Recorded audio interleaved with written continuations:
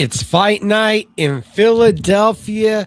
The Xfinity Mobile Arena is hosting Liberty Brawl BKFC with a wild card going on.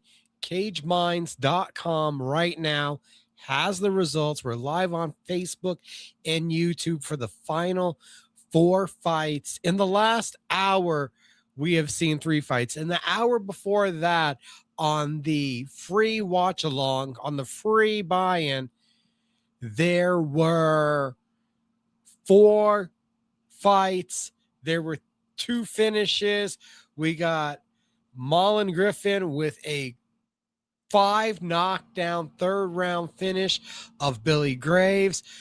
Nicholas Wiley gets busted open and still overcomes to get the victory. Pat Sullivan crushes Ruben Arroyo very quickly. That one was a frantic brawl. Arroyo busted open on top of his head. It looked like the blood flowing into the eyes stopped any chance of a comeback. We also saw Anthony Pagan get the first victory in a BKFC 1-round war. If BKFC wasn't crazy enough, wild enough, 1-round wars now. And now 2-0 in the sport, takes out Zach Panel, who drops to what is 1-4 overall. 2 knockdowns in what was the 2 minutes. Craziness right away. Stiff shots in the pocket to get the victory. Quickly moved on to the main card, and Lex Ludlow makes a statement to the cruiserweight division. 9 seconds, rushed right in, left hook, right uppercuts, and then the right uppercuts eventually took over, tumbling Drew Nolan to flatten out from on the ropes to down flat. I'm about to sneeze. Excuse me, everybody.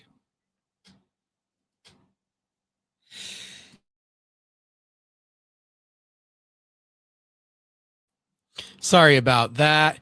We also had Matthew Turnbull with his first win in BKFC, got into the clinch and absolutely obliterated Brandon Honsick with right hands in the clinch. That one was a lot of fun.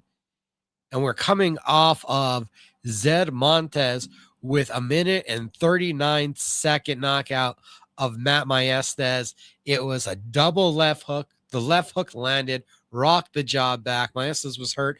Second left hook looked to land under the right eye and split him open. Gnarly status. We got a quick night ahead of us. Thought we might hang out with you guys for quite a while, but there's only 4 fights left already. The show just started an hour ago. The main card, thought maybe let this digest, build up for a moment. And instead, we're almost over. Jake Boswick making his way out to the ring right now to take on Cody Russell. Then you're going to have Johnny Cannoli versus the Marine Mike Richmond. We have the title fight, Britton Hart defending against Dr. Sarah Shell, who we've had on the show before. And, of course, longtime friend of the show, Austin Trout, going to be in the main event against Ben Bonner. Got any questions, comments, concerns, want to join in? Let me know. As we're watching along right now, BKFC Liberty Brawl. 1, 2, 3, 5 knockouts in the 7 fights so far. 2 to the decision, a split decision where Wiley's aggression and inside fighting is awarded the victory over the damage that was done by Eric Westbury. Strategical. I mean, he had opened a gash between the eyes of Wiley. Definitely did the more damage, but the more consistent work rate came out of Wiley. You guys dispute that one? Let me know. Tomorrow morning, a happy 4th of July. pre 4th of July right now. Tomorrow morning, ESPN Radio Albuquerque 1017 The Team. You guys can listen across the website 1017 The Team. We'll be talking about Bare Knuckle in the morning. Maybe not even this event, because we have incredible news. The New Mexico Athletic Commission is actually thinking about revoking the rules or repealing the rules that allow bare knuckle to happen here in New Mexico. If you're not from New Mexico watching this, probably won't matter much to you. But crazy enough, there's a thought that the BKFC rules, the BKB rules that allow both of those promotions to abide in our state, yeah, it could be repealed. It's incredibly wild to think about this. Two of the larger venues that we have in town, if you're not from here, Tingley Coliseum, that has hosted Knuckle Mania, that has hosted the UFC. The most recent sellout that they had for a combat sports event was Knuckle Mania. It was the second event ever here in Albuquerque. Kiva Auditorium, a great theater that we have here. Their last sellout, BKFC. We've had 4 different venues host BKFC. All of them were happy with it here in town. We have Austin Trout, a New Mexican, fighting in the world title match tonight. Already a 1 division champion, possibly looking at becoming a 2 division champion. Already as a 2-sport all-time fighting legend. And there's a thought that we could repeal the rules that would allow him to defend his title here in New Mexico. Absolutely crazy to think that'd be a possibility. We got John Dotson, BKFC flyweight world champion, to think that it'd be possible that he might not be able to defend his title here, even though they've already benched him. We don't know why they've benched him, and that's another topic to get into.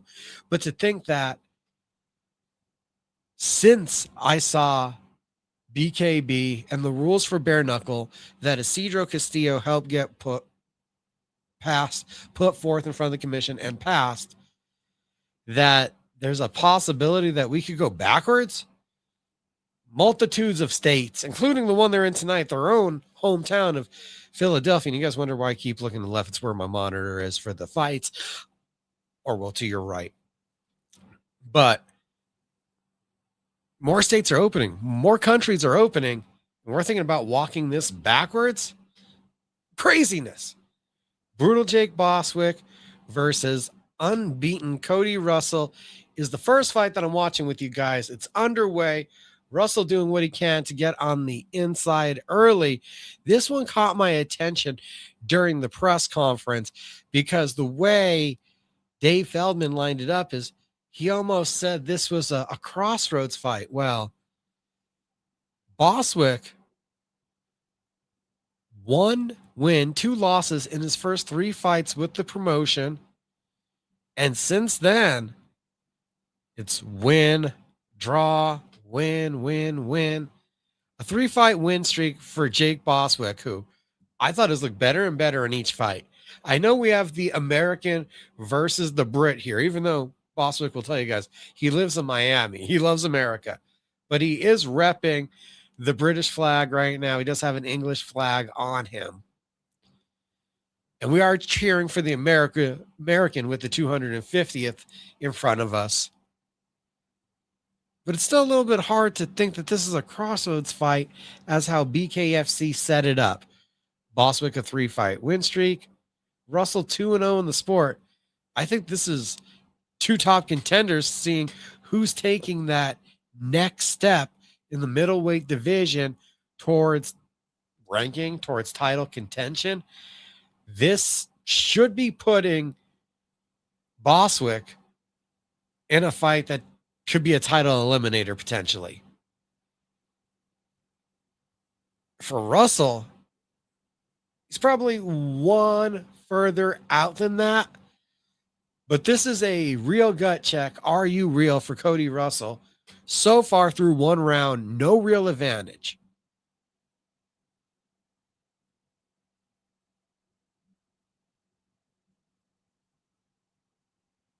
Any questions, comments, concerns, if there's anything that you guys are seeing that I'm not seeing, any thoughts that you have, let me know. You want to join the conversation? It's all possible. Thanks to Barbers R Us, the Barbers R Us Beard Balm. Exclusively available at barbergabesfades.net. Two great fragrances to choose from. Second round starting.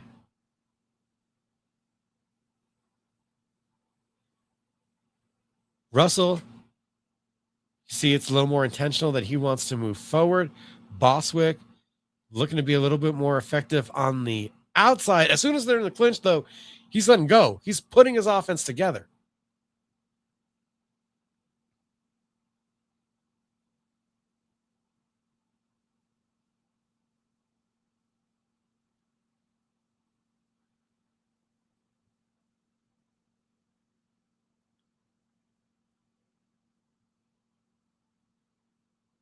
Surprised with two guys with this much power that we're getting a lot of technique. We're getting a lot of outside movement. We're getting a lot of bouncing and a lot of feeling out almost. They're committing to their shots, but neither one is allowing themselves to get sucked into the brawl. They're still staying strategic and still staying thoughtful in presenting technical fighting.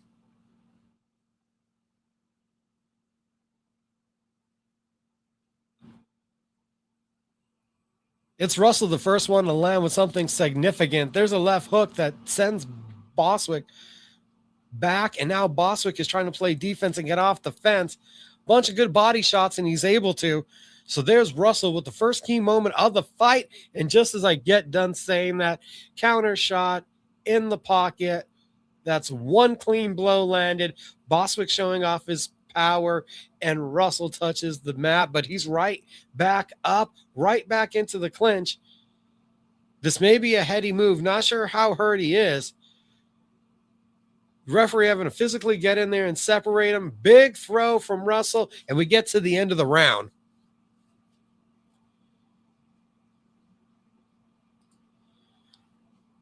That is crazy. Just when Cody Russell is starting to put his imprint, his stamp on the fight, just as he's propelling Boswick back to the ropes, lining up those body shots, a left hook for the knockdown. Boswick stealing the round. They were both trying to land the left hooks. Boswick a little tighter, his guard a little more there. Beautiful shot.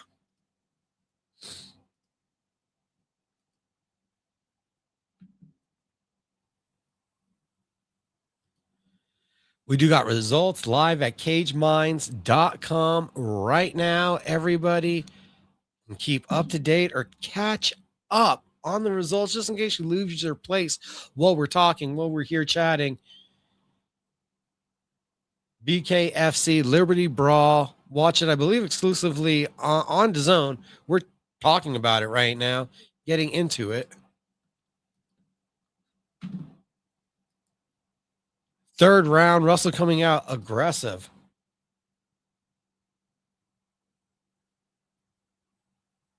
Big single shots. And you can see at this point, yeah, Boswick is trying to be a more of a counter fighter, waiting for his opportunity after the first shot comes towards him to be able to stick his hands in there.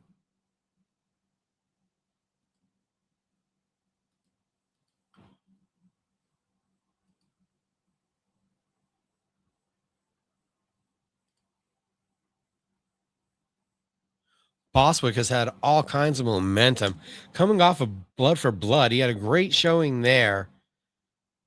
And that was a really recent fight. So you almost got to wonder, too, is the activity giving him a sense of comfortability? Because he really does look composed right now. Russell, another big puncher, starting to see some damage, though, accumulate around the left orbital of Russell.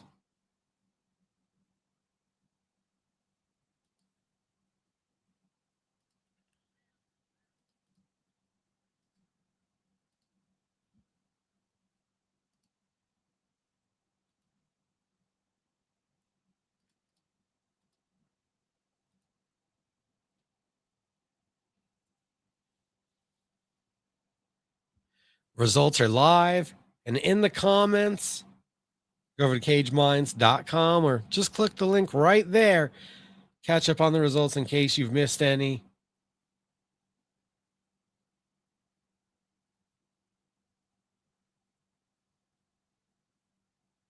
Much more of a defensive posture as the third round has wore on from Russell. Boswick taking the initiative. He's the one setting things up, trying to fire back.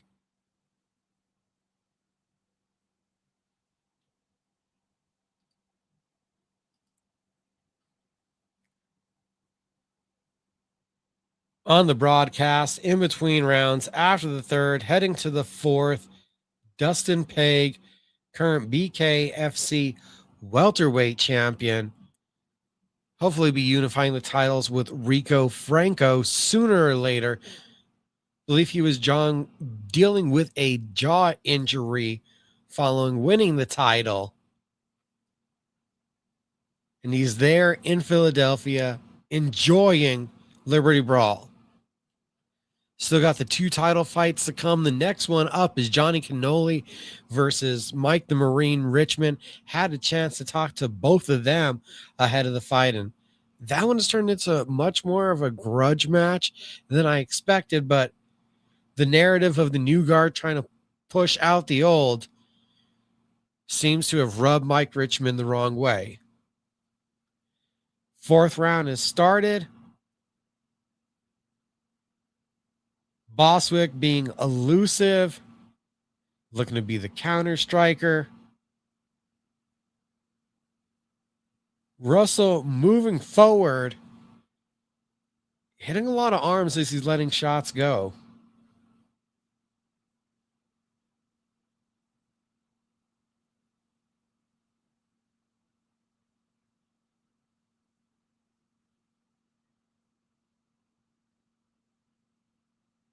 We got a clinch situation. It's kind of hard to tell which one with the rabbit punches is doing more damage. We now, though, have a teardrop of blood from the cheek of Boswick here in the fourth. That orbital damage only increasing to the left side of Russell's head as it's starting to expand out into a new area of the universe.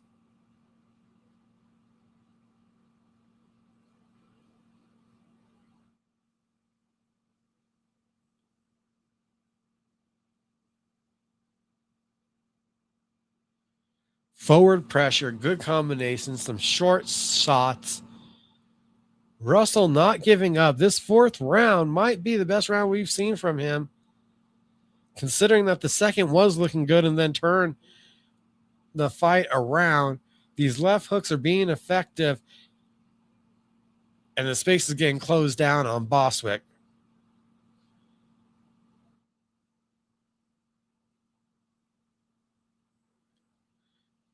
Russell now stuck one step outside of the clinch, right in the pocket, and there was some good shots landed by Boswick, but I'm still thinking this is the first time I feel good to say that was a Cody Russell round.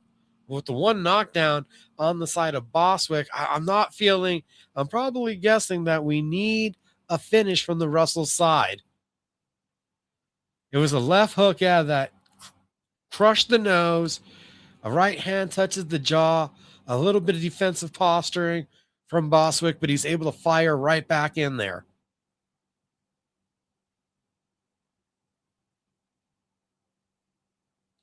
Gritty fight, intense fight. I'm trying to pull up the rankings because I'm wondering to myself as we're watching this. Light heavyweight division. Believe Mike Richmond still occupies number 5 in the rankings. I wonder if this is the type of fight that could propel one of these gentlemen into taking that spot, considering Richmond right now is putting his craft to work in the middleweight division at 175. I think I see this much value in the next 2 minutes for both of these guys. You can think that number 5 spot in the light heavyweight rankings is probably on the line right here.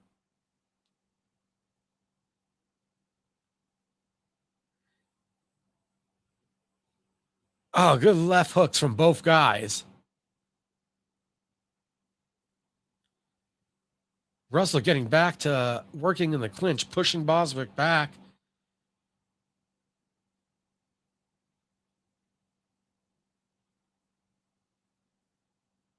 Trying to strike on the outside, work in the traditional boxing range in the pocket. That's where Boswick was able to score his knockdown. These last 2 rounds, Russell has been really effective now finding his placement to get this fight to the clinch, to push Boswick against the ropes and wear on him. Boswick grabbing on his trunks right now, deep breaths. Last minute is going to push him in the cardio sense. Another good left hook. That orbital damage is so vast and so big on the left side of the Russell head. You got to wonder how much structural damage there is to his skull underneath the skin. But he's still pushing through here in this last minute. 30 seconds. They're in the middle of the ring.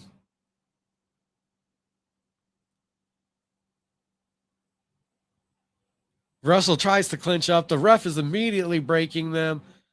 Boswick finger down on the mat. Russell taking a backward step. Now into the clinch and forcing it. I think Russell stole the last 2 rounds, but the knockdown in the first 3, I think went Jake Boswick's way. This one, I think the knockdown weighs greatly in the outcome here.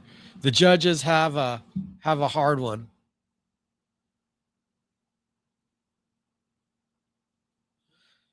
I don't think you're thick-headed, Simon. I think that the mask is thick, but you're not thick-headed.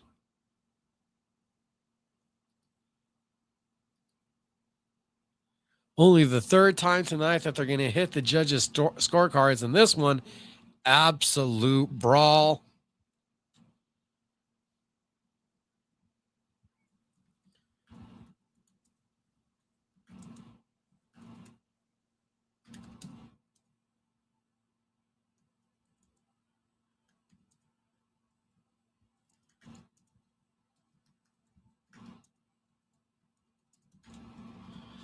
Both guys looking exhausted, taking in the water.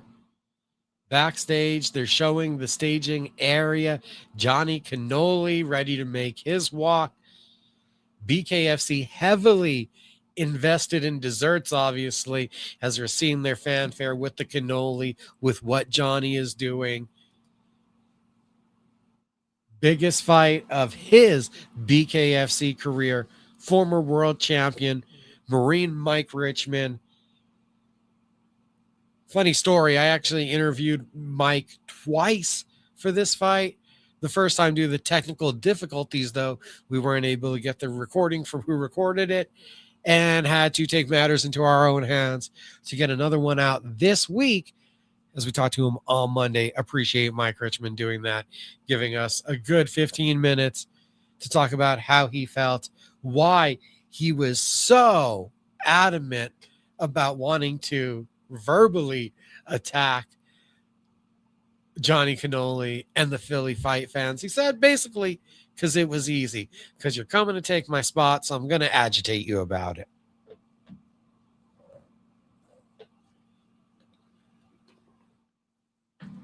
Scorecards are taking quite a while to tabulate here. This is the longest it's taken yet tonight. We could only imagine, and this might be getting negative, but you can only imagine the longer it takes. I never feel good about it. You never know. I feel good about what I saw, but this is taking a while, and it always worries me when it takes a while because each round, the numbers are written down after that round. So you're literally only needing to add the 3 numbers from the final round and do it. Oh, maybe we do have the scorecards in. Both fighters have returned to their corners. I think we're going round number 6. To my surprise, guessing what was a very close first round, must have went in Cody Russell's favor. Jake Boswick got the knockdown, so for this to be a draw, for us to go to round number 6, that means we had a draw. That means Russell won 3 rounds, Boswick won 2. The knockdown mattered this much. The knockdown saving the fight to get Jake Boswick to the overtime. Hands are already on the hips from Jake Boswick. I might be reading too much body language here, but I kind of feel like Cody Russell has more energy right now. He found his rhythm in those last 2 rounds, definitely won those, and I think he goes right to a clinch style fight here immediately. We're a couple seconds in, and Boswick's getting pushed back, but he's trying to be on his bike. He is trying to move.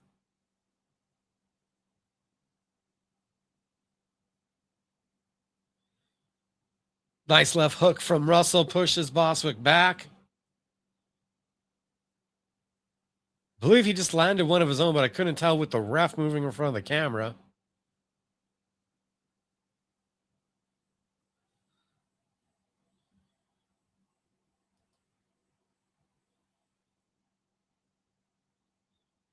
Boswick turns Russell's head with a slight left hook. We're into the clinch. The ref quickly pushing them out. Russell trying to give no space on the reset, and the ref steps in again, pushing him further back. The ref is right now dictating a style that does favor Boswick. Russell landing a combination. He's pushing forward.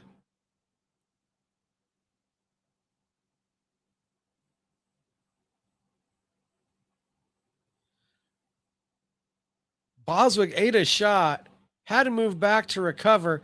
Looked like the ref was about to step in to halt the fight or call a knockdown. We're into the clinch. We're out of the clinch quickly.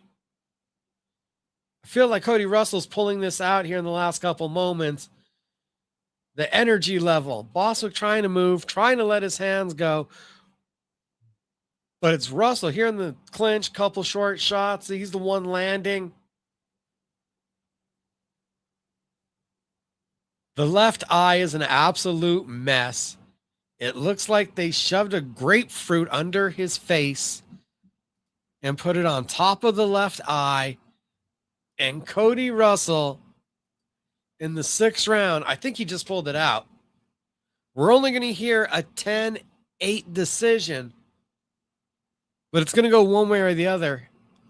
And I think for the 3-0 fighter is what we're going to see the outcome in the direction of.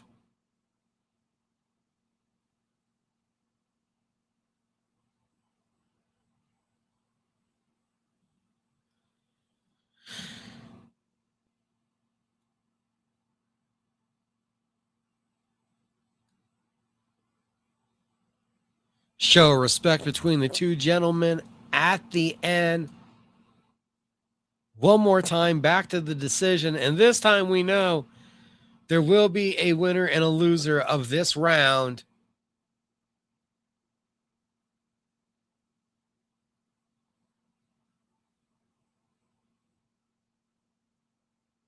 Last week saw some extensive work at the Hammond event by the commission, checking out nearly closed eyes or eye injuries. I'm wondering if Cody Russell can see 215 landed strikes to 122.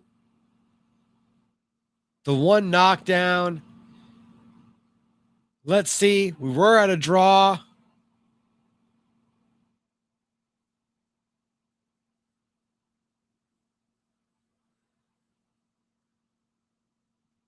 I think Russell pulled it out.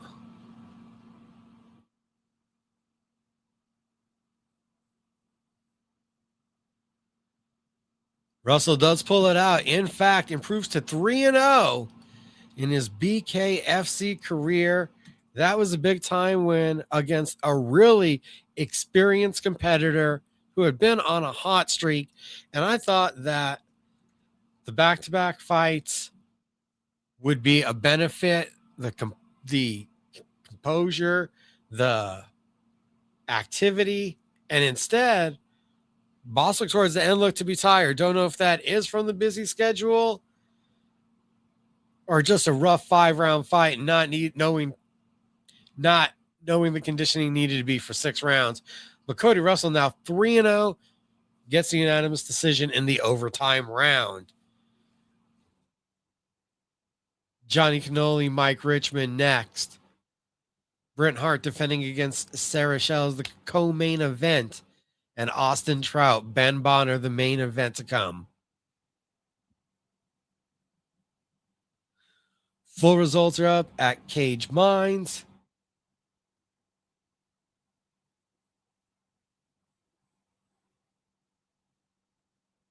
Ben Bonner vignette being played right now. 5-2 in BKFC, taking on the 5-0 Austin Trout. Austin Trout with an opportunity to make history. Already the first boxer to transition over to win a BKFC world title. Now looking to earn a second BKFC world title to that resume.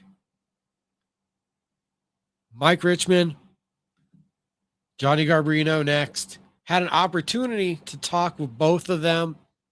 Johnny Garb wanted this opportunity because he knows what the benefit of beating a former world champion is. He knows what the name recognition is. And he had several names, several veterans on a list, people that he thought that were the next level up for him to take on. And he was ready for that challenge to step up. Mike Richmond was a name on that list. Mike Richmond is quite offended to being a name on that list. Mike Richmond has proven to be a devastating puncher. One of 2 men that we've seen knock down Lorenzo Hunt. Wasn't able to finish the deal, but we saw the ferocity and punching power that Richmond possesses. And now we have him and his straight line punching taking on the heavy upper body movement and angles that Johnny Garb creates. It's a holy cannoli of a fight in a moment. Ben Bonner right now with a big gold BKFC chain on, as he's noted to do, and no shirt and sunglasses, cutting a promo. Feels quite disrespected.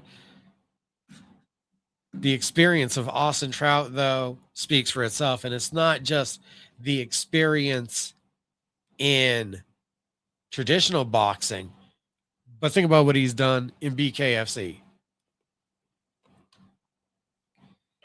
After Diego Sanchez, where it was 2 novice bare knuckle fighters, you then had 2 wins over Luis Palomino, a 2-division champion, a all-timer in the BKFC. You have wins over Rico Franco, the current interim champion, and wins over Carlos Trinidad Snake, an absolutely massive power puncher. Does cutting down to 155 make a difference for Trout? Is he still able to absorb a big punch from Bonner the same way he was able to absorb punches at 65 without cutting weight? He looked like he was able to absorb offense when he took on Luis Palomino. So I wouldn't be worried about the durability of Trout. His defense, his head movement, his elusiveness has made it such that we haven't had to see his durability get tested. He hasn't allowed himself to get pulled into a wild, crazy brawl where he could expose himself to danger. Ben Bonner is much the same kind of fighter, but he's been dragged into those brawls. He's been hit. He's had losses in this game. He's learned from them. He's come back better from them. He's taken advantage of opportunities that he's been given at the last moment, like when he beat Tony Soto the first time, But this is another level when we talk about the technical proficiency, the experience, the knowledge that Austin Trout has in this game. What makes the main event so intriguing. The co-main event, equally as crazy odds got to be separating the fight. Britain Hart with 4 times the experience in bare knuckle than her opponent and challenger, Sarah Shell. Shell, you could fight other contenders, but at this point, with the lack of depth in the division, the fight makes a lot of sense.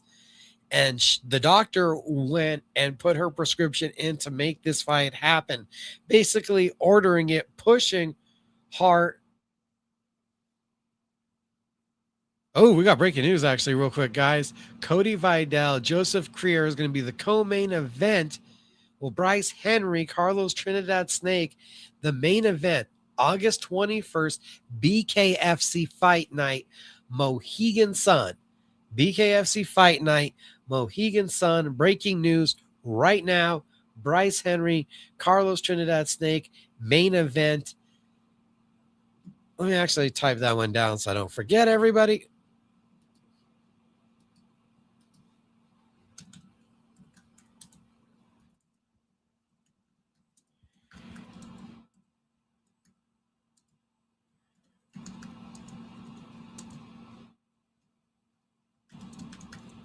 So that's a real cool fight to make for the welterweight division. You got the length, the precision, the killer jab of Bryce Henry with the big power of Carlos Trinidad Snake. That's a huge one in the welterweight division. Really like that fight. Belgrade, Serbia, October 17th. Just like the UFC, BKFC heading to Belgrade.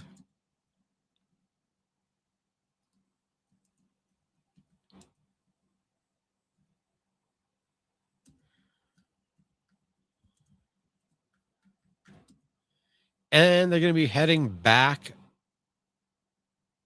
also on October 17th. Did I just see that right? In the day, Belgrade. In the night, New Jersey. It's a BKFC doubleheader, October 17th. Breaking news.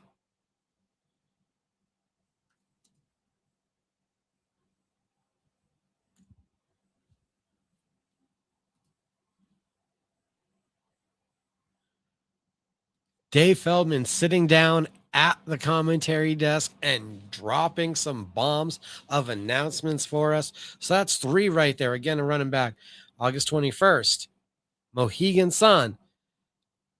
October 17th, Belgrade, Russia, and Newark, New Jersey. Johnny Cannoli, Mike the Marine Richmond. Our final 3 fights going to be coming up next. An absolutely blistering pace and a tremendous show. Those first 4 fights flying by in an hour and a half. Now we're getting grinded down to a halt.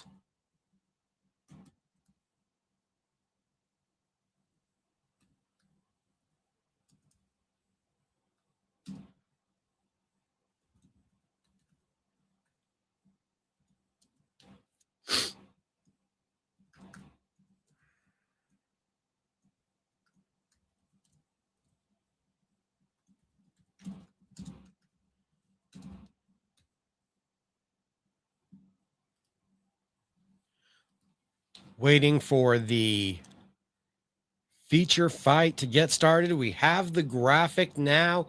Middleweight division. Johnny Cannoli, Mike the Marine Richmond. Walkouts are about to start. Cannoli, ultra confident, representing his city, even a bit emotionally representing his city. And we know how invested he is. Last time we saw him out at Knucklemania, it was a revenge fight, not revenge for himself, but getting revenge for his teammate, Pat Sullivan.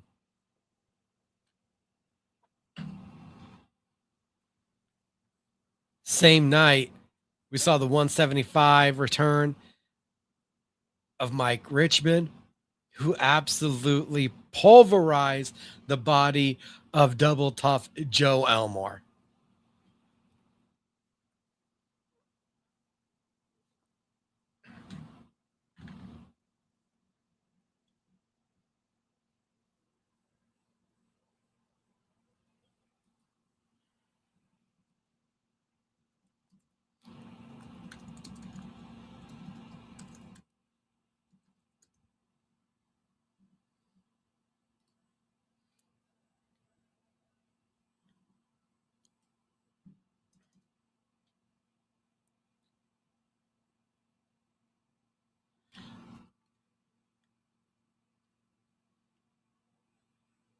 Mike Richmond coming out first. A line of Marines as he walks to the ring, and he has camouflage looking trunks, fully embracing the 250 aspect. Betting odds right now, Richmond plus 140, Johnny Cannoli at a minus 160 favorite.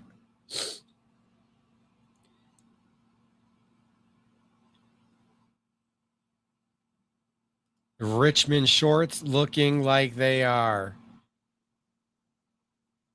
shredded up combat pants. Quite the look as he heads into battle.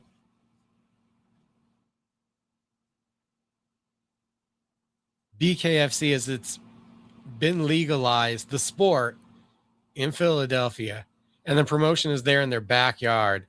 They have looked to find a star that they can make in their city, and it feels like they have zeroed in on Johnny Cannoli,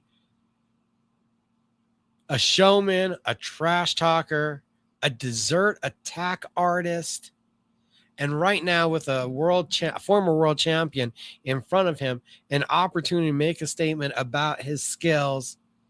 And it looks like there's a whole cannoli gang coming out ahead of Johnny Garb, waving the American flag, the Italian flag,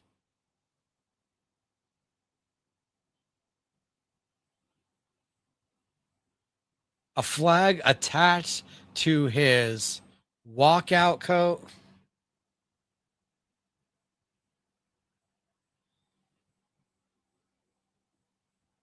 A lot of really cool, patriotic symbolism to the Johnny Cannoli attire. Also, both guys going full in on the patriotic aspect of the celebration of America 250 here.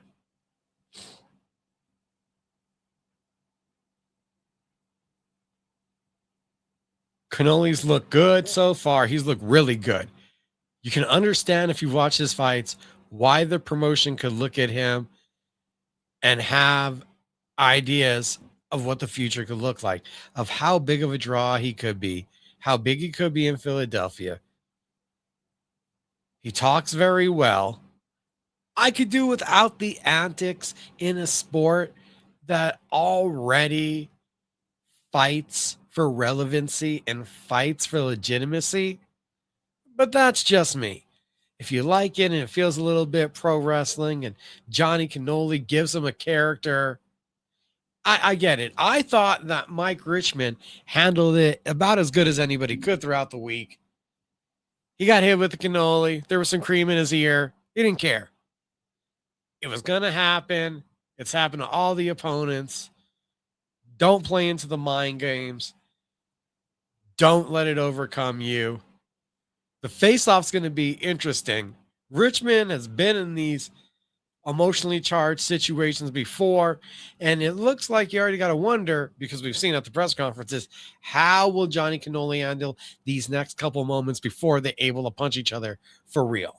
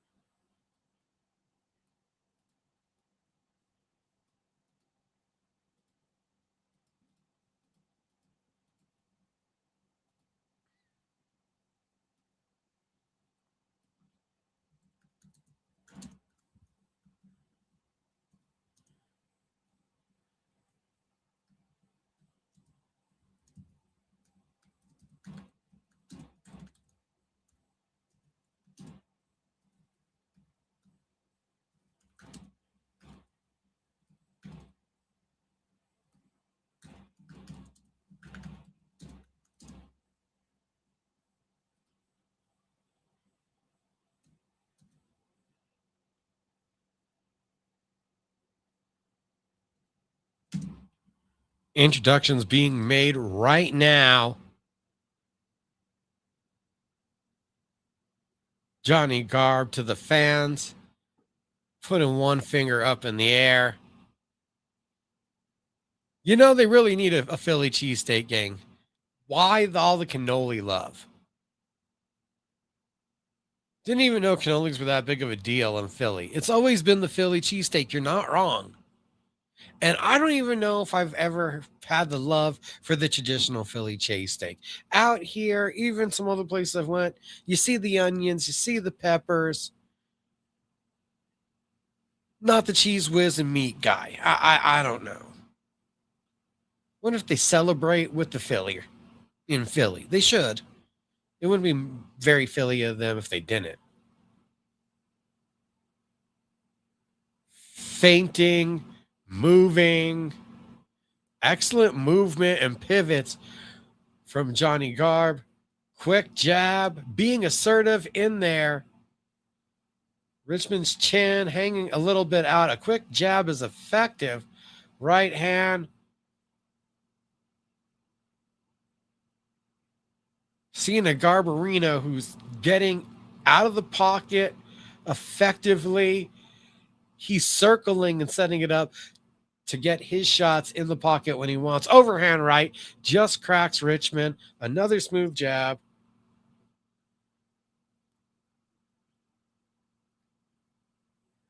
Richmond just loaded up so hard on a left hand, tripped over Cannoli's lead foot and went stumbling towards the ropes. Oh, beautiful jab, pushing Richmond back with the left hand. Right hand down the pipe from Cannoli.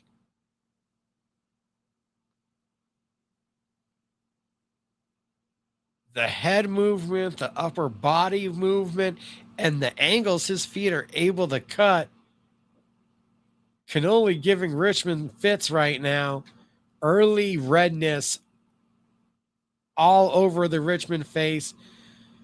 Richmond knees touch the ground. It's a push. It's a push, not a knockdown.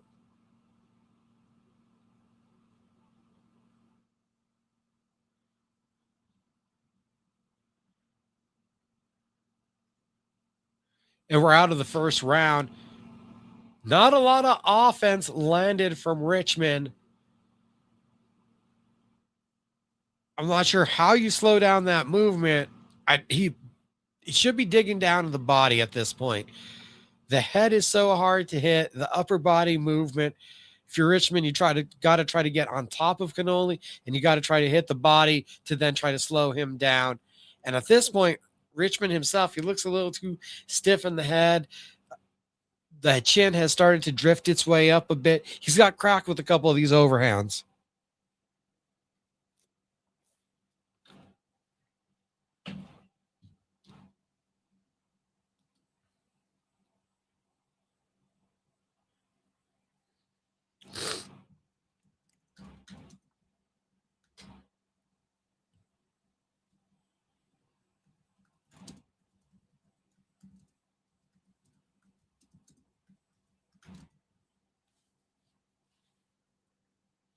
Round number 2 starts.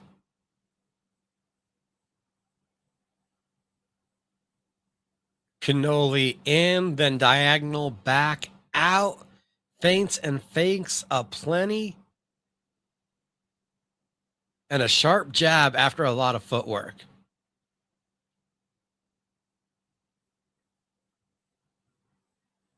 Now it's a left hook on the entry.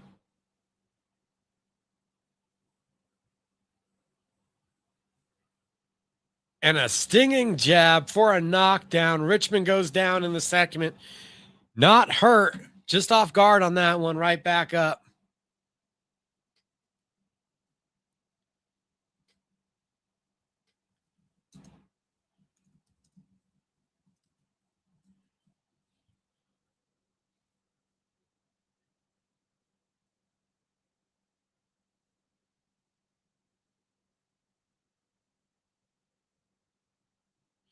Richmond trailing, falling behind Cannoli. And what I mean is just in the foot race right now. He's not able to cut off the ring. He's losing track of Cannoli, and Cannoli is the one that's then coming back into the range and causing the exchanges to happen. When he wants to get away and angle out, he's able to. And at this point, Richmond a little too stagnant on moving on center lines and almost just planting his feet, waiting to be able to land his counter.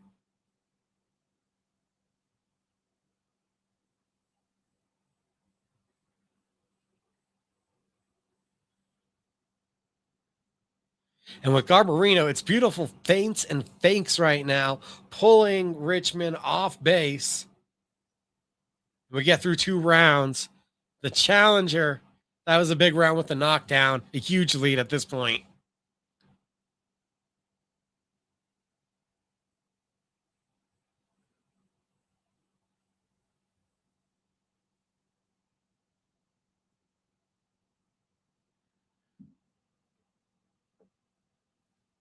Such a stiff jab. Not just knocking Richmond back to the ropes to cause the knockdown, but actually turn Richmond perpendicular to the ropes to get him knocked down. Quite the punch. So far, everything the Cannoli supporters had hoped for.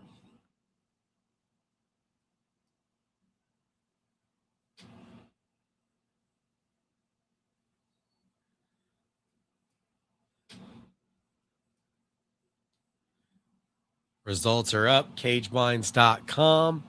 Liberty Brawl underway right now is what we're watching. Johnny Cannoli, strong 2 rounds, knockdown in the second off a jab. He's taking on former champion Mike the Marine Richmond, BKFC, in the city of Philly. This is them teaming up for, no, not just to beat up on Mike Richmond, but for their 250th celebration of our nation.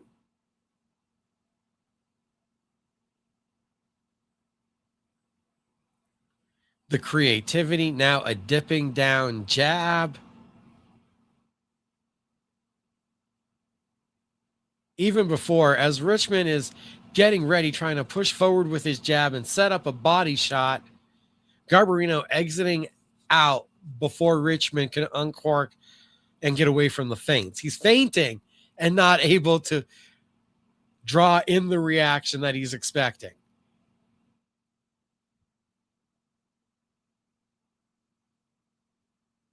Blood starting to trickle from over the right eye of Richmond. The jab starting to take effect.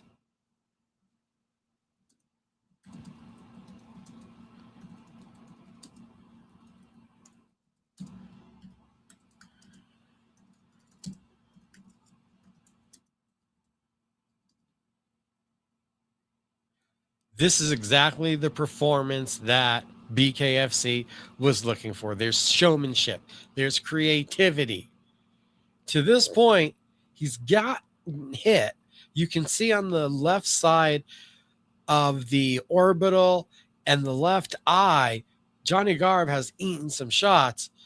But to this point, he is still effectively in control, leading the fight. Much more redness, much more damage accumulating around the right eye and right side of the Mike Richmond face. I think we're 3 rounds down and 3 rounds cannoli. The jab was a huge moment. 3rd round slowed down a little bit. But we've now had a jab cause a knockdown in this fight, and now the jab has caused the damage, opening up cannoli. The Richmond right eye, I'm not sure how effective it is for seeing right now. It might be just there for cosmetic purposes. Round number 4. If you've ever wanted to be on a boat and no fights are going to happen, you know those cruises where like stuff gets crazy, you're like, oh my God, there's a fight. BKFC is doing BKFC. So, yeah.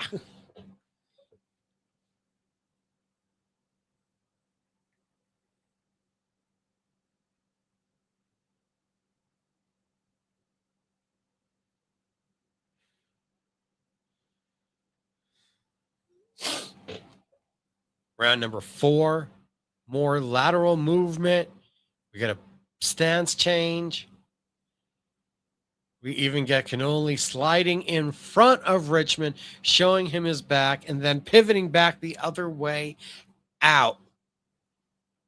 The amount of deception, creative movement, and attempts at creating openings and angles, you got to give it to Garbarino for doing what you can to mix things up, to try to seduce your opponent, and to really also just be harder than heck to land a clean shot on the way he dips low and gets out of danger.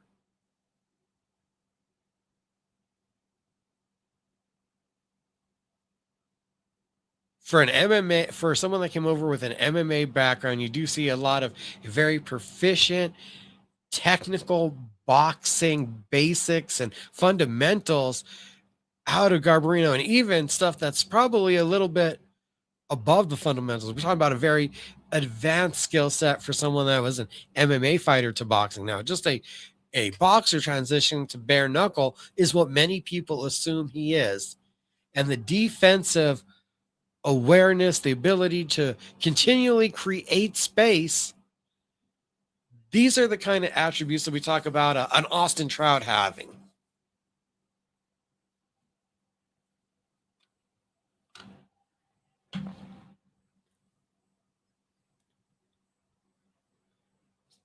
And while the offense hasn't been overwhelming in the 4th, the defense was dazzling.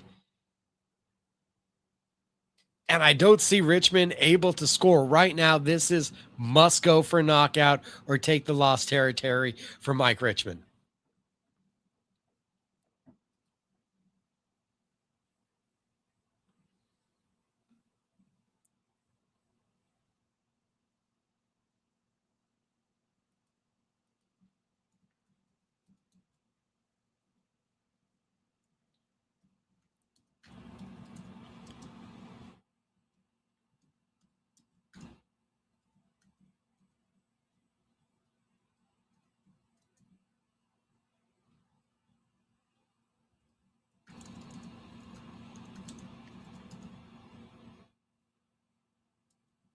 Fifth and final round.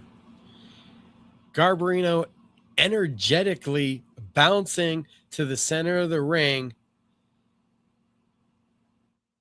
Richmond bleeding from over top of his right eyebrow and inside where the nose and right eye meet.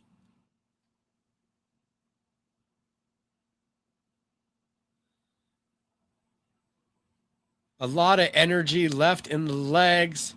Garbarino bouncing around, moving. Richmond trying to now be aggressive and trying to follow with his left hook.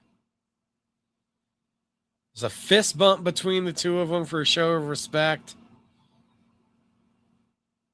Richmond 2 steps behind Garbarino's footwork, not able to create the opening to be able to find his power punch.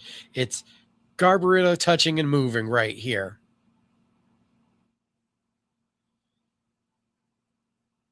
A low stance, lateral movement, pivoting out of the way of danger, playing to the crowd. Might be looking up a new recipe on how to make cannolis. A statement-making performance for Johnny Cannoli that the Italian dream of Philadelphia, he looks ready for the big time. He looks ready for stiffer competition. We're looking at this fight in middleweight rankings. Number 5 is Mike Perry. I don't know if he's coming back to the promotion. Gary Bellato, also 4-0 at this point, makes a lot of sense. Drew Stuve, big knockout win the last time we saw him out. Dakota Cochran might be falling out of the rankings if we don't see him soon. I don't know what happened to Marcus Edwards from Colorado. Got pushed towards the rankings. Looked like we were heading towards a Marcus Edwards, Dave Mundell title fight. And I don't know if all of that got thrown out of whack with Dave Mundell taking the short notice fight and loss against Lorenzo Hunt, if that's now just put the whole division in flux. But it might be time that we're reassessing what to do with the number one, number two contenders, or quite possibly asking where have they been? Last time I checked with each one, they were still more than raring, willing, and ready to fight in bare knuckle. We made it to the decision. This feels pretty safe to say what direction it's going. Looking at 5-0 now for Johnny Cannoli. Wonder what he's going to have to say on the mic and who he has his eye on, who he wants to call out.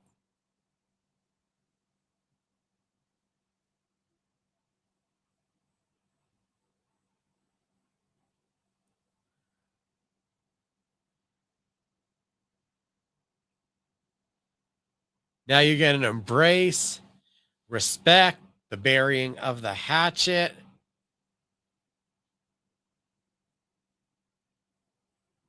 Both fighters respectfully acknowledging the other's corners.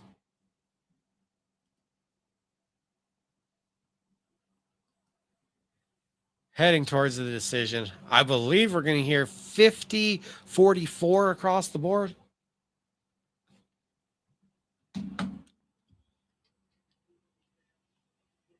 Johnny Cannoli continuing his unbeaten streak in BKFC. Who do you guys think he should be fighting next? Who would you guys want to see Johnny Cannoli go from dessert to maybe an appetizer with? Or maybe he'll be the main course, a BKFC Fight Night Philly. After this, we got two championship bouts. The return of Britton Hart against Sarah Shell.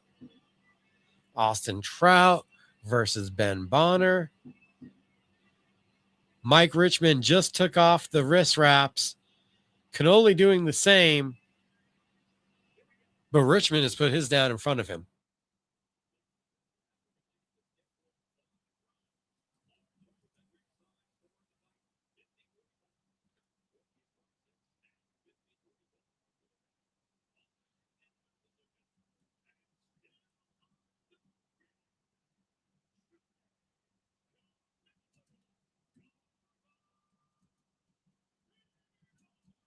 Unanimous decision, as we thought, in the Garbarino favor. Two judges agreed with me, 50-44. One a little bit surprising, going 48-46. That's giving the Marine one round.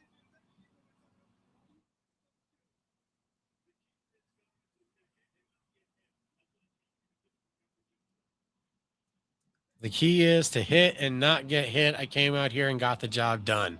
First words from Johnny Cannoli following his victory.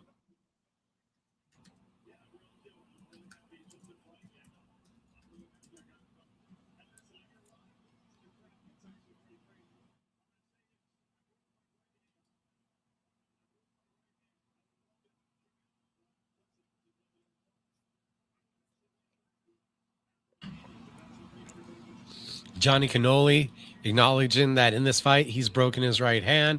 He says he hears some boos coming from the crowd because he wasn't able to get the finish, but dominant performance. Not a revelation because I thought he was this good, but to people that didn't understand or recognize, they may be a little bit more impressed. A huge performance from Johnny Cannoli.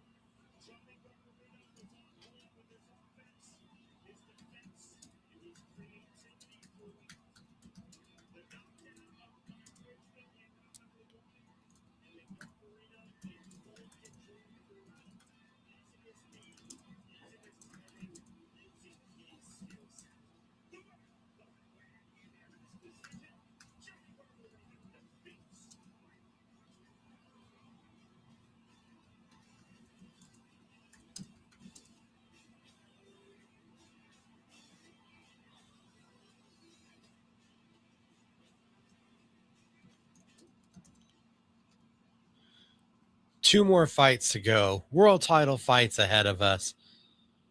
Johnny Cannoli with the victory. And I got to imagine it's one of those top 5 guys. I don't know if he's ready for Mundell. I don't know if Mundell's ready to come back after the Hunt fight. But probably just one more win away from Johnny Cannoli, Johnny Garbarino getting the opportunity at the BKFC title. I think we are that close. Britton Hart versus Sarachel. 10-3 in BKFC for Britton Hart. Dominated 115 pounds. This is the fight that I don't want to say that she's come back for, but it was April. It's well over a year now. Reportedly, this fight was actually supposed to happen in February, but other circumstances happened. So it's been well over a year since we've seen Britton Hart, who did lose to Beck Rawlings, but since then, wins over Segala, Savage, Shaw, Starling, Emery, and Shell. And another one that we haven't seen in forever, wonder if she'll come back. It is a devastating game, but Melanie Shaw, who skyrocketed up the rankings BKFC in late 2022 and 23, took that title fight in 24, and we haven't seen her back since. The Dr. Sarachel, a long kickboxing resume, a lot of amateur competition in her past. So she's not as green as you expect, but it's uncomparable with 13 fights in this sport. And having been boxing for David Feldman previous to BKFC getting launched, Britton Hart, obviously a wealth of tactic and strategy that just, it's not comparable.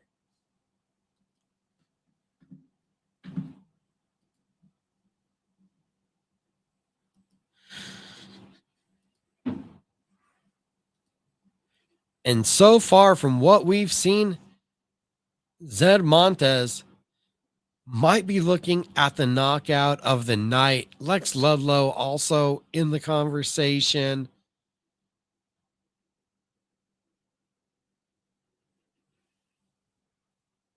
And I don't know. I'm not sure.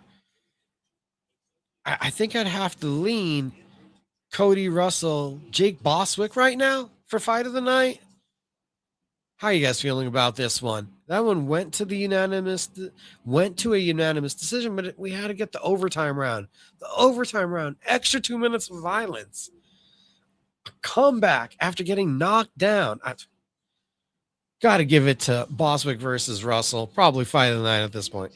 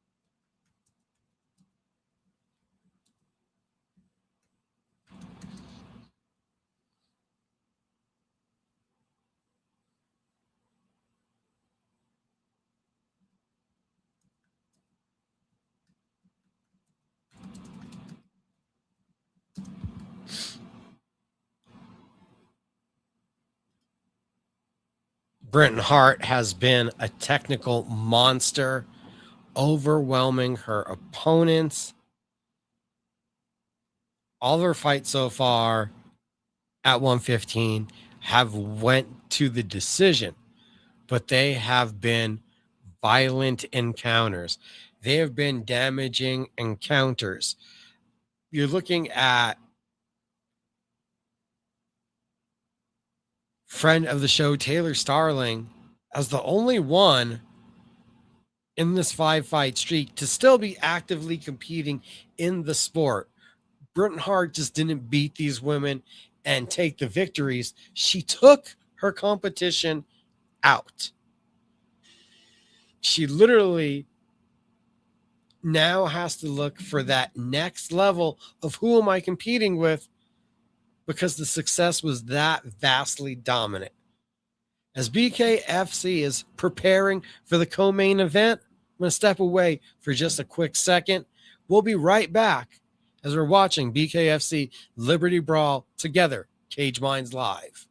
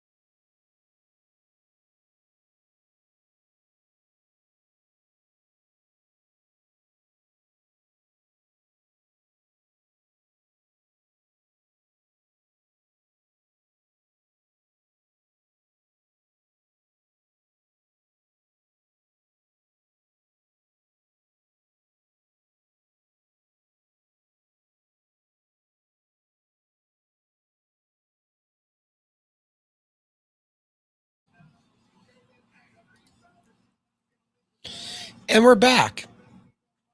BKFC Liberty Brawl. The pacing of the card was incredible. First 4 knockouts. And I'm like, wow, did I not go live early enough? Since then, we've kind of slowed down the pacing a little bit. We've had a giant long segment with Dave Feldman, which if you guys missed that, keynotes, at least in my opinion, the keynotes are that BKFC, August 21st, Mohegan Sun, Carlos Trinidad Snake versus Bryce Henry, main event with Cody Vidal, Joseph Creer, co-main event. October 17th is a BKFC double header. Your day portion of the card is from Belgrade, Russia. And then in the evening, Newark, New Jersey, a busy fall plan for BKFC. Incredible pacing, breakneck through the first couple fights. We now have the graphic for the co-main event. We're going to see the doctor making her walk out any moment. Sarah Shell, Britton Hart, first time we're seeing her back in what was over a year, originally only supposed to be a 10-month layoff. She's made some music, done some acting. The undeniable queen of the BKFC strawweight division, about to defend. The doctor coming out, a white doctor top, black shorts, and her trademark orange top that we've seen in all the promos. And a scowl on her face right now. Bret Hart, a minus 280 favorite. Sarah Shell coming in as a plus 240 underdog. There's online betting programs, online sites, so you're able to find these odds. Couple different states where the Hard Rock app is available. I believe you're able to bet on BKFC.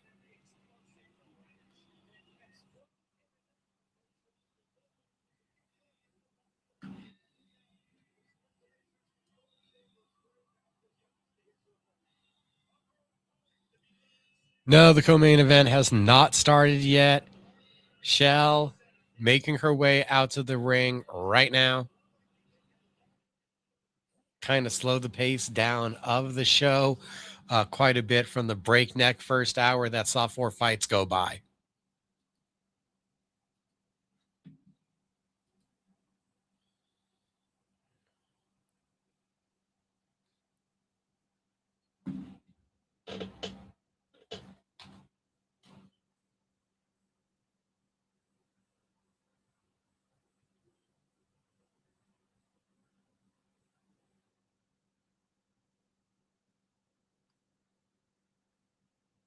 Britton Hart's game has evolved. Her technical boxing has become such a strength. BKFC's women's strawweight champion had put the division on lock with her domination.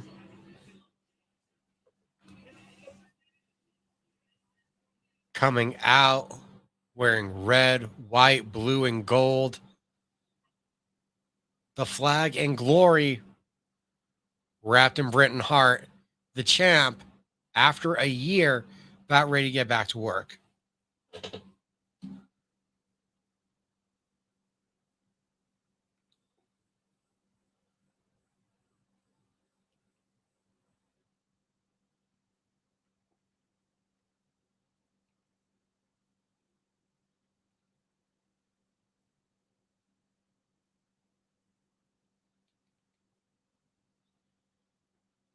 Really should be a renewed focus for BKFC. They've put a lot of diligent work into, again, attacking and broadening their interests with the UK market. We've seen that also a heavy emphasis from BKB. Feels like for BKFC, though, there also needs to be a lot of thought put into the renewed effort of how you're treating the women's divisions, what you're doing with the women's divisions. Christine Faria, Britton Hart on the forefront of putting the promotion on the map from the get-go.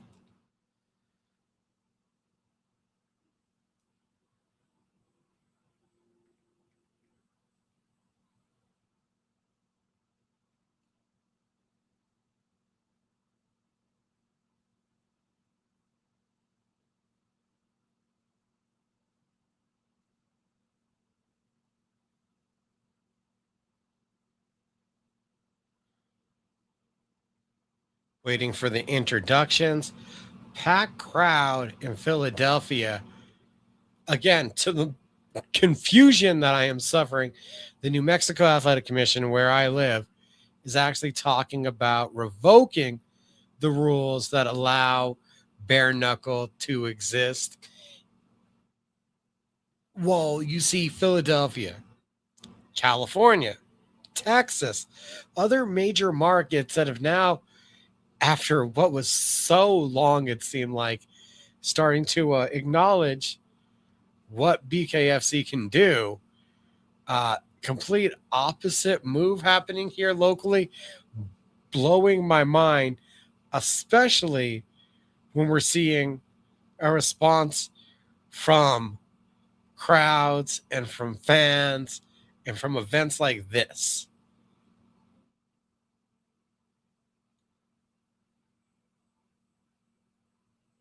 Action packed, built for the audience with the short, or maybe we could say specific attention span.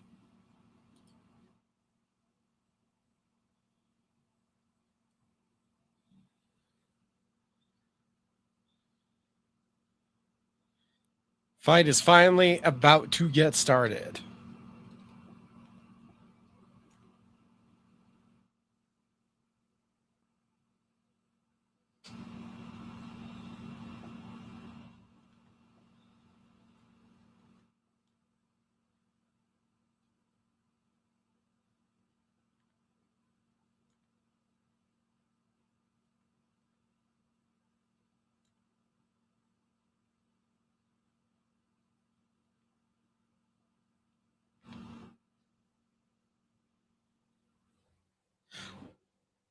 I don't know of a free site to watch it on so far. The Zone has been the only way, and for some reason, mine froze right after they started fighting. So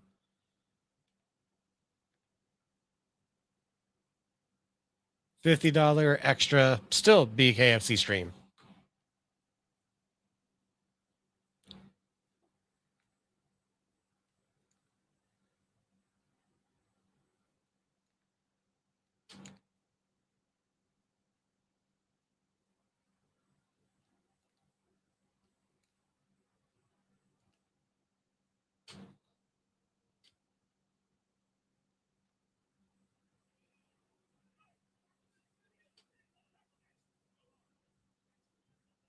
Active jab from Britton Hart.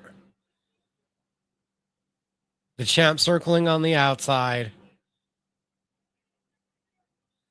So far, it feels like we're putting the jab out there from Hart. This is analyzing what the challenger is bringing.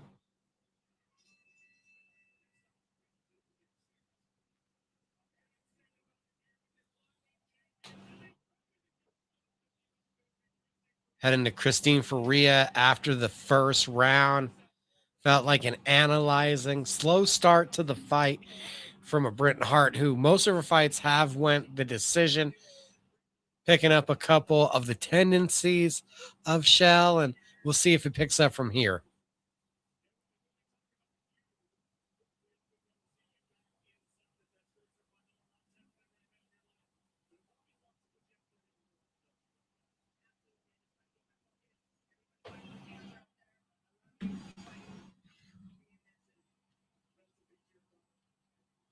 And in round number 2, for Shell, she needs to not be following, effectively work to cut off the cage, minimize the heart movement.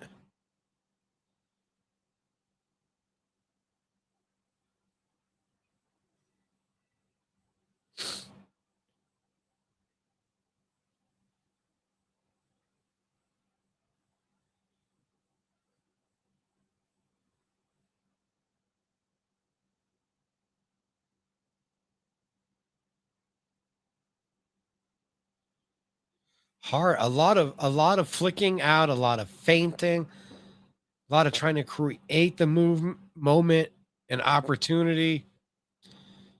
Shell standing tough and firing right back.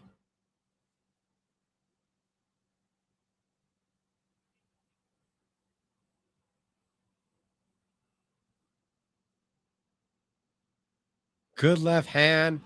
Shell knocks Hart back a little bit.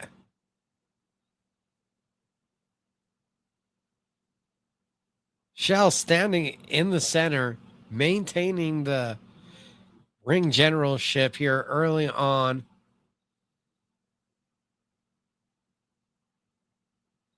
Right hand looks to now Shell right on the nose.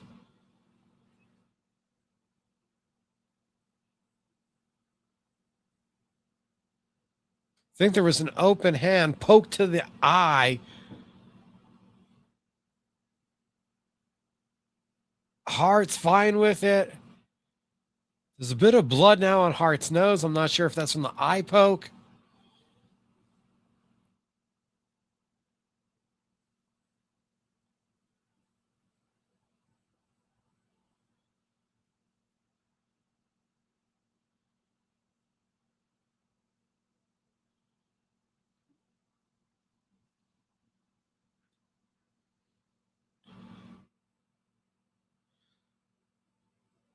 Right hands and effective pressure. Really good second round.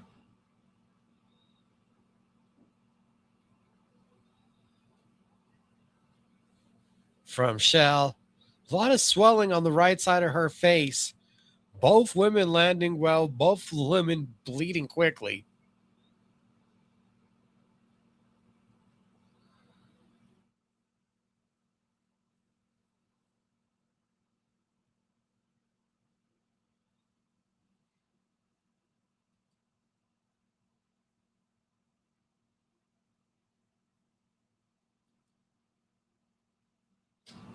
Anybody got a free fight site for this guy who doesn't want to pay?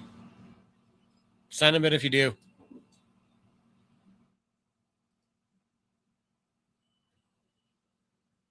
Second round gonna get started. Effective moments in the early going for both champion and challenger.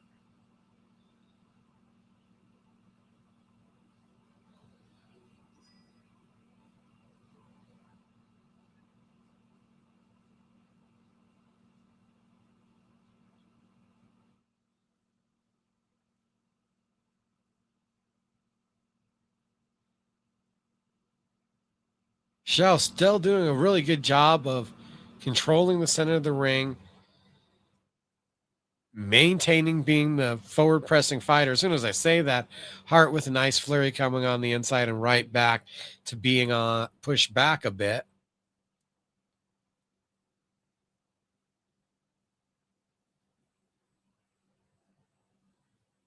Really good right hand entry again from Hart and a left hook from the champion.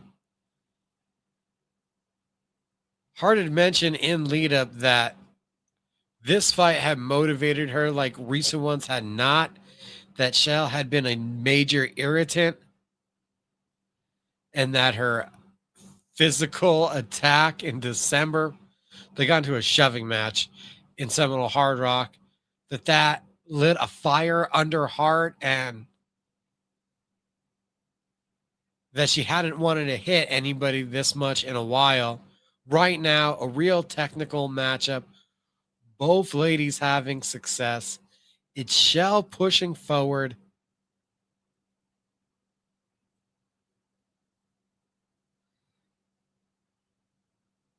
Blood from the left eye of Shell. Blood from the left eye, actually, of both competitors. The inside part of the left eye. See a lot of under the eye, on the cheeks, swelling on the left side of Shell's face.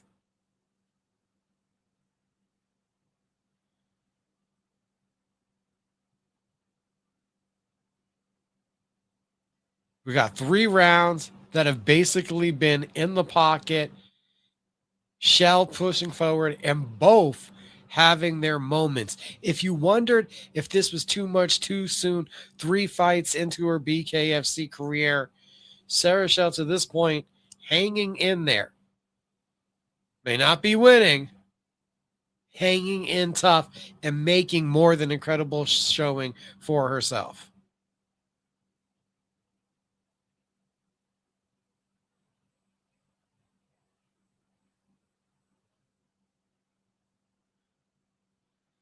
BKFC co-main event for Liberty Brawl going on right now.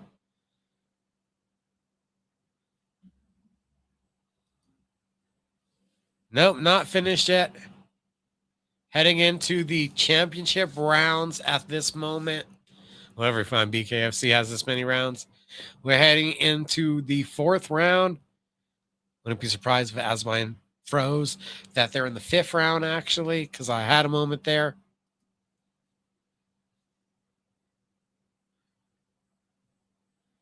Effective jab starts off the 4th that I'm watching.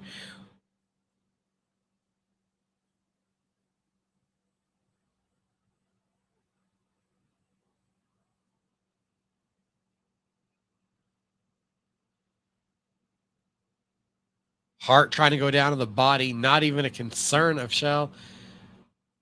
Again, loading back up with power shots.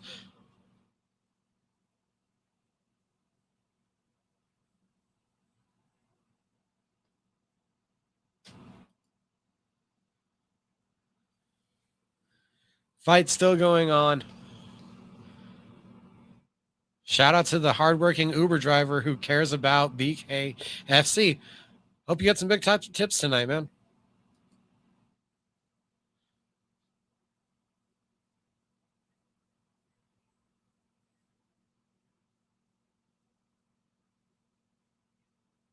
Big right hand from Shell. A snapping jab from the champion. The jab right on the cut.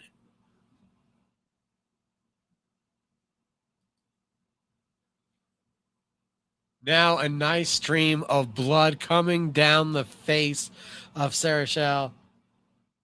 Good evasion from Britton Hart. Co-main event, that's what's going on, bro. Bye, Ray.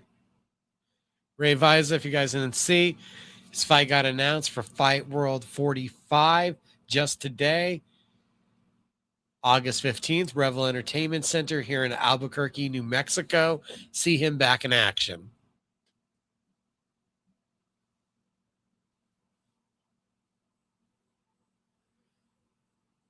Feels like Hart a little more relaxed. Her movements a little more dynamic in this round.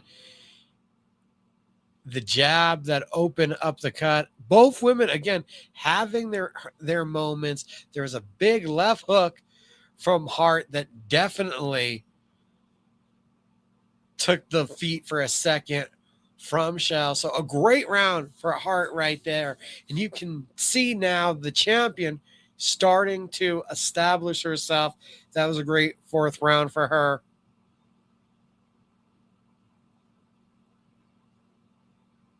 If Shell is to dethrone Hart, she's going to have to do something to make a statement in this round. She has to land heavy,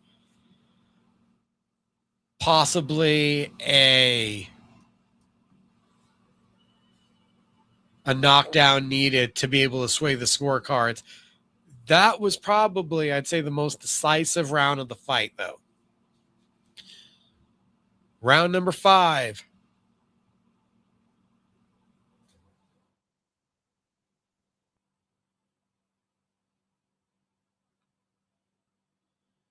In comparison to where we saw the 185 pounders,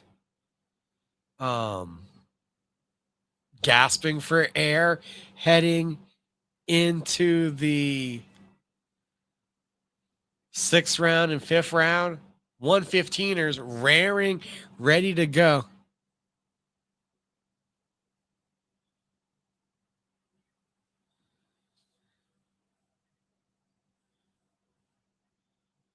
First look at the cut. The doctor lets the fight go.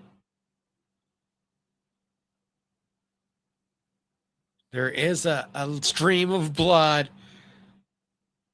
Luckily for Shell, not protruding into the eyes, directly going down the nose.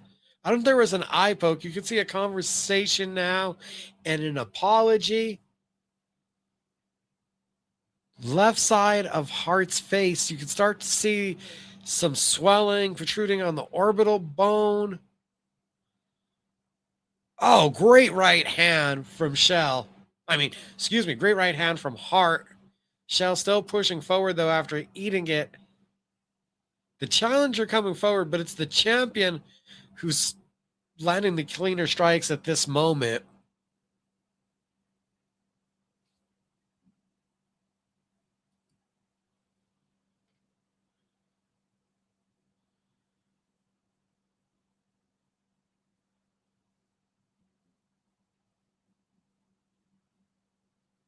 Jab, jab, setup.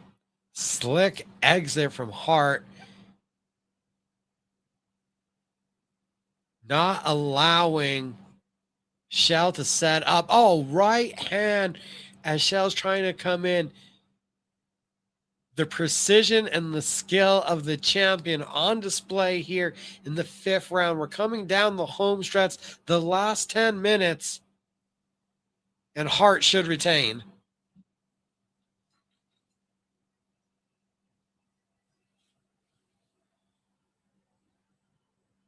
Shell wanted to get in there, test herself with the best. She went in there. She went all 5, and a couple new scars in the battle earned.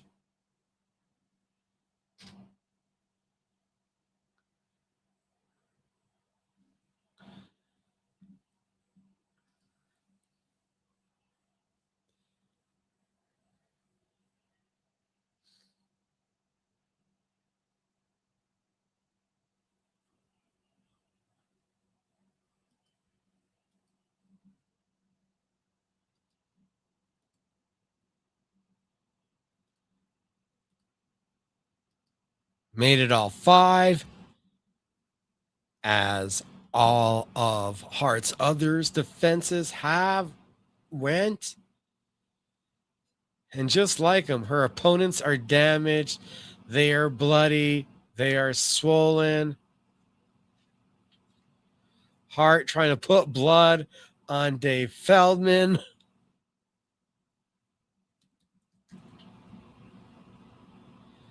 A gallant effort for the challenger. Punching up. There was nowhere else to go besides take on this kind of a challenge. And, well, she brought the action. It was the precision. It was the tactic.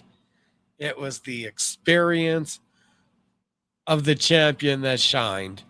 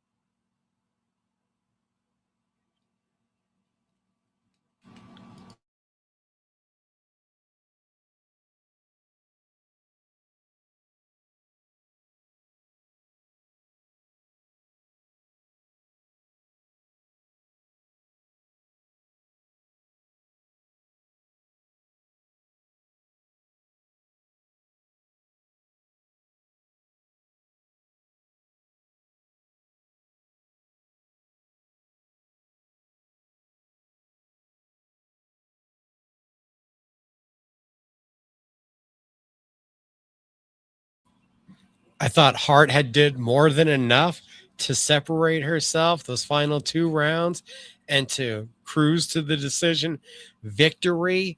A little more tenuous than expected. A split decision. Shell landed some hard shots. Obviously enough to pull 3 rounds from one judge. It was 3-2, 3-2, 3-2. Thankfully, 2 of those directions for Hart goes in her favor. And still the BKFC Women's Strawweight Champion of the world.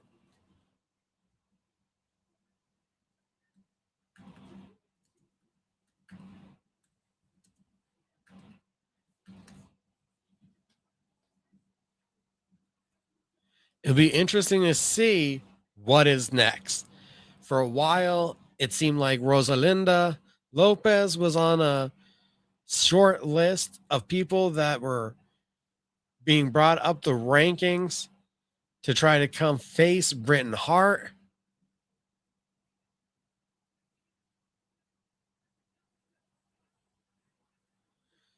Not sure which direction they're going to take her in next in a division that really does need more depth, needs some bolstering, needs some names added to it.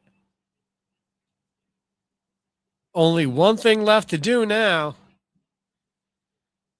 Here we go. A new lightweight champion to be crowned.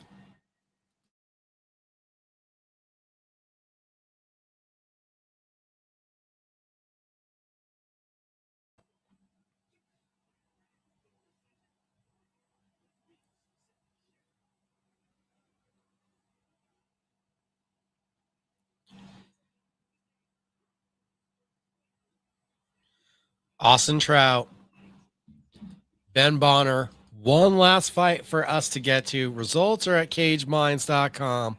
We have them instantly updated for you. Yeah, right now they're up to date. We got a main event to go. August 8th, don't forget, BKFC going to be back in Sturgis, nation's biggest motorcycle rally. Brian Aitchen versus Mike Jones. You guys know that was supposed to happen like a month ago for Fusion Fight League for a bare knuckle title. We get it on a much bigger stage. BKFC at Sturgis.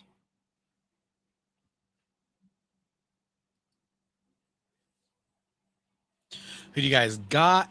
Anybody have any money laid down? Ben Bonner, Austin Trout, just ahead of us. BKFC Liberty Brawl main event from the Xfinity Mobile Arena in Philadelphia. There's only one fight to go. Amazingly for bare knuckle. Maybe this is how high level these matchups have been. The last 3 fights have all went the distance, and don't forget Russell versus Boswick had to go to an extra round, a 6th round. So we've actually had 16 rounds of bare knuckle in the last 3 fights. You never get that. You get more of what we got at the beginning of the main card, where the first 3 fights went 9-second knockout, first round knockout, first round knockout, and we're not even 5 minutes into the fight time. Well, since then, we have racked up the fight minutes. BKFC, as it is the 250th, we're honoring the nation. Looks like we are going to have a national anthem.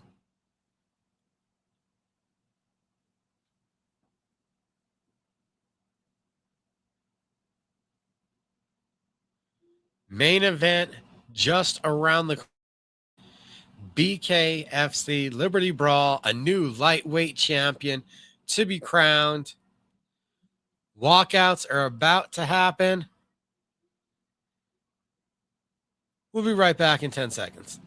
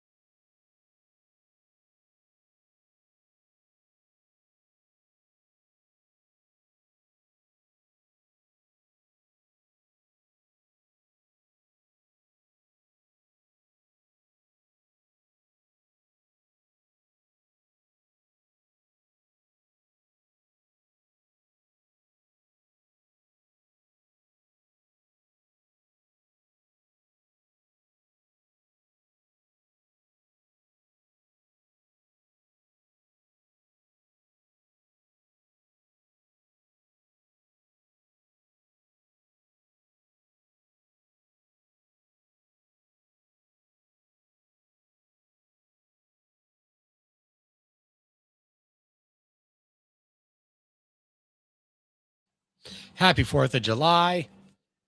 Muted everything for a moment to look outside. Fireworks going off like crazy in the neighborhood. National anthem done. Walkout's about to start. I believe it's going to be Ben Bonner first. Main event, BKFC Liberty Brawl. New lightweight champion to be crowned. About to get started. And the Redcoats are coming. This is a Liberty Brawl. This is one for our independence. Austin Trout is fighting to keep the title on American soil. And Ben Bonner's about to make his walkout. Literally coming out with a red coat.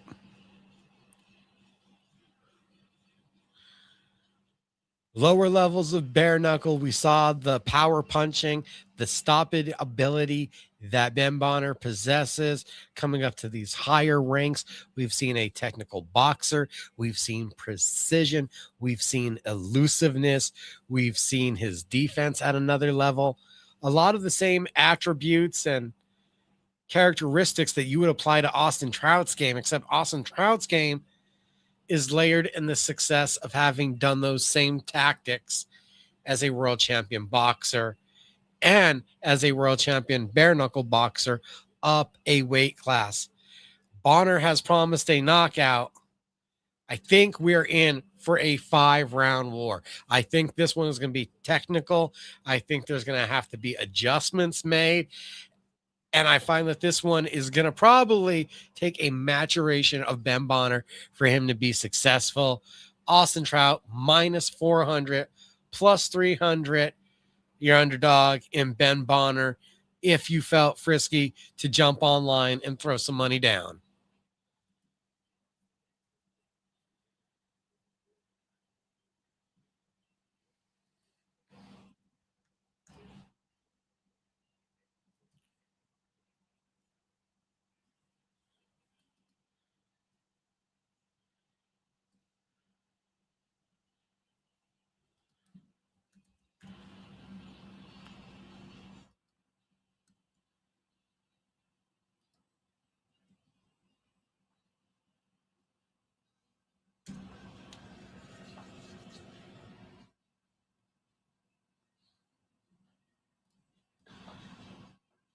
Anyone compelled to throw out their pick? Does anyone have a feeling or an inkling about the underdog? We can question how boxers were transitioning over to BKFC. We cannot question the tactics and how successful Austin Trout has been at applying his trait and the approach that he took to making the transition. We have a drum line.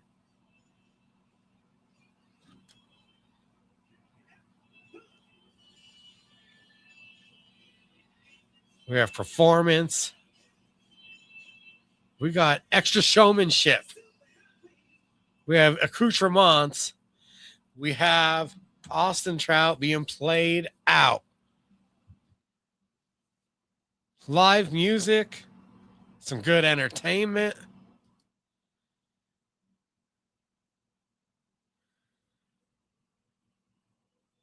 And coming out in the Uncle Sam top hat, a big American themed boxing glove in one hand, and the Apollo Creed shorts. Austin Trout making his way to the ring for the main event.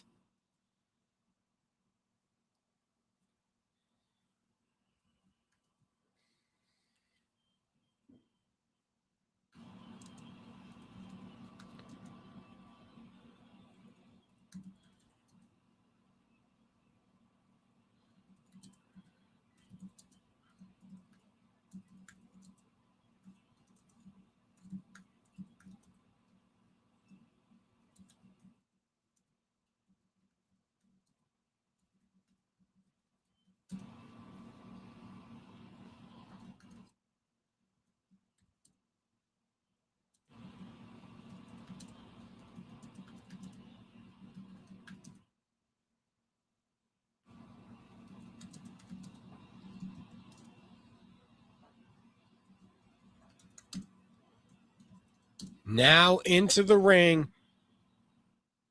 Introductions. Again. Oh, sorry, Apollo, you're right. See, this is why we're going to call Simon Feck our Feck fact checker.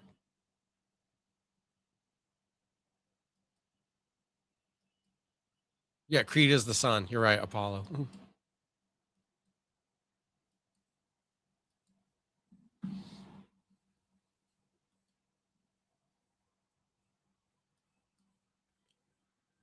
We never got anybody's opinions. Also, I like the extra additives to the BKFC belt for the American flag theme. They didn't overdo it. I like how they added it to the side. I don't know how many of you guys have seen it. Maybe I could pull this up real quick.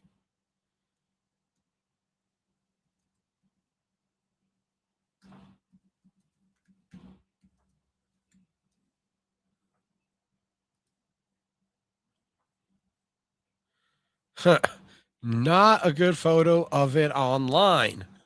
If any of you guys have one, send it to me and I'll share. Main event time, introductions, fighters being announced right now.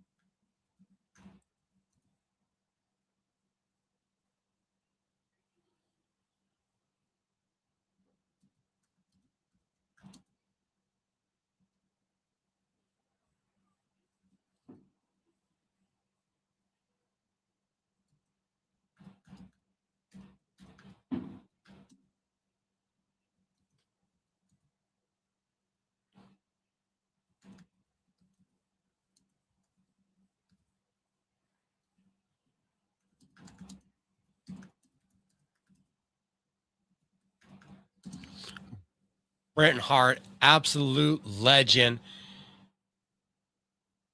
The veteranship, the championship rounds where she was able to take over the fight. Yes, it was a split decision.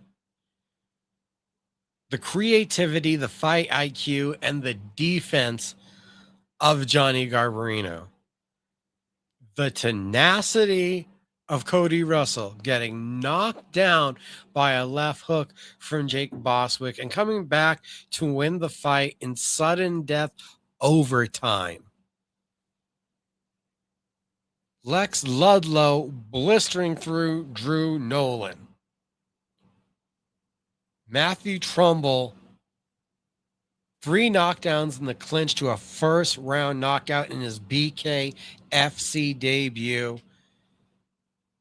Zed Montanez with the vicious doubling up on the left hook to take out Matt Maestas. The main card has been an absolute treat. Austin Trout just got announced. The ring girls are clearing the space, and the main event is about to begin. Already a history maker. Does Trout add his name to the list that includes Hunt, that includes Palomino, currently ranked pound for pound #1 in the BKFC?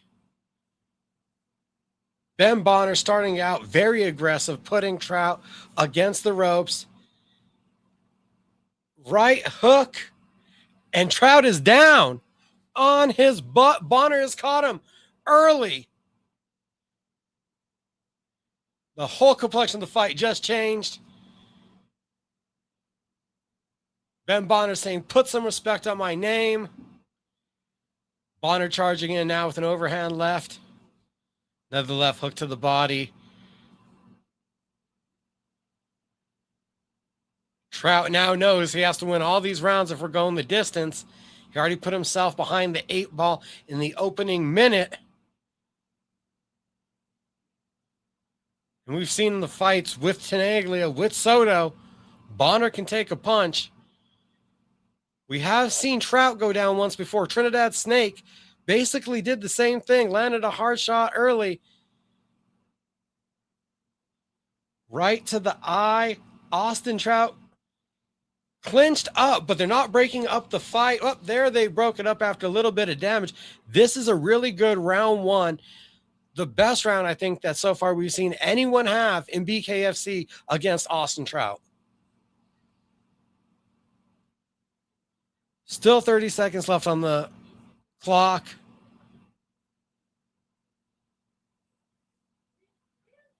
Southpaw shooting his jab. That jab just turned the chin of Ben Bonner. Wears it well, though, still standing.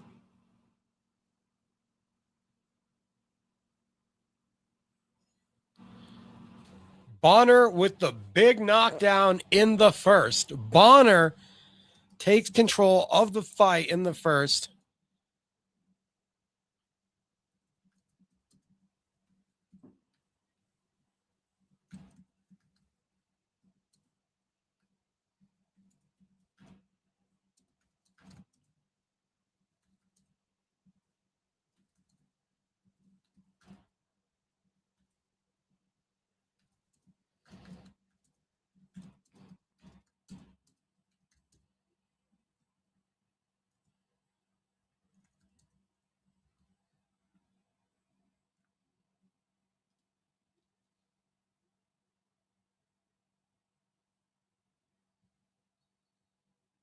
So far, Trout has only been able to use the jab.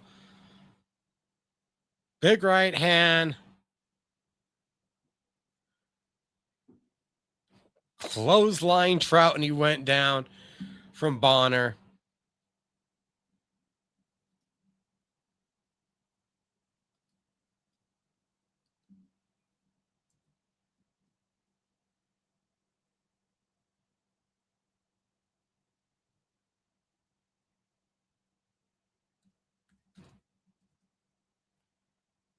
Austin Trout just got knocked out by Ben Bonner.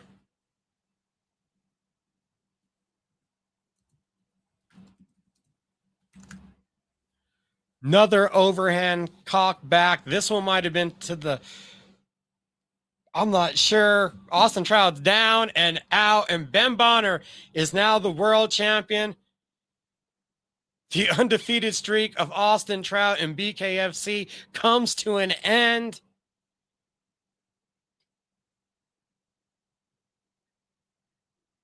And it looks like there's mayhem between Ben Bonner and people in the crowd. If BKFC could get us a replay of this knockout at any point, that would be freaking awesome, guys. Second round knockout. Incredible stuff by Bonner.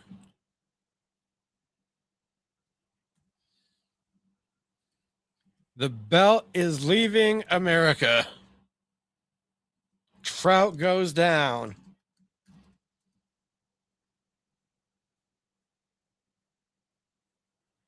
Left hand came down. Overhand right. Once again, same punch. Trout's head bounced off the canvas. Match was over. Congratulations, Ben Bonner, the new BKFC lightweight champion. Stunning victory.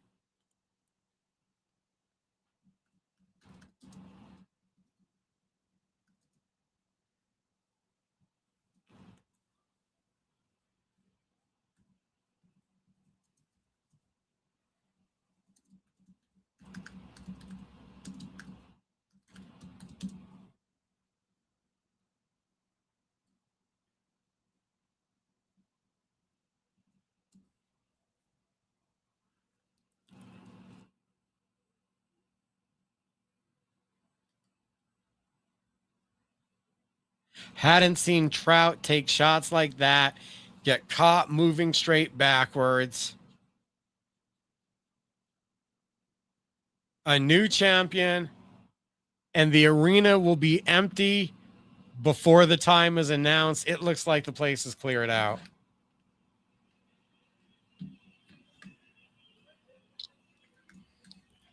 Get you guys the official time before we get out of here. Knockout of the night obviously goes to Ben Bonner. Fight of the night, Cody Russell versus Jake Boswick, going to the extra round.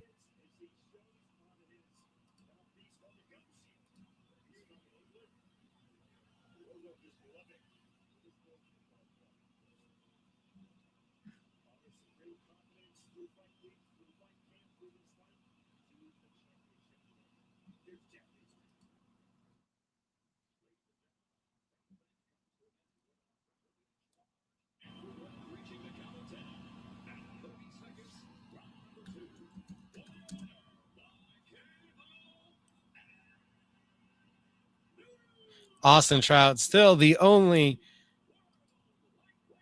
BKFC and boxing champion. Head on over to look at BKB. Different history we're talking about when we do that watch along.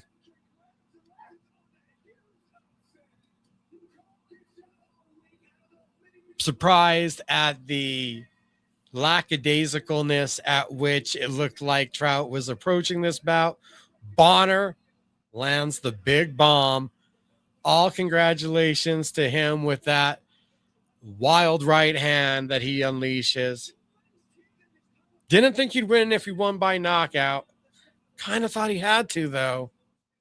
Congratulations, Ben Bonner. Get on over to cageminds.com because we got results. We're going to have a story up here in a little bit about the event, and we want you guys to all have a happy 4th of July and forget about that the Redcoats won for a night. Visit the website. Hey, tomorrow morning, Cage Minds Fight Hour on ESPN Radio Albuquerque. Thanks, everybody that tuned in. Thanks, everybody that liked, watched, comment, especially you, Simon Feck. Y'all have a great night.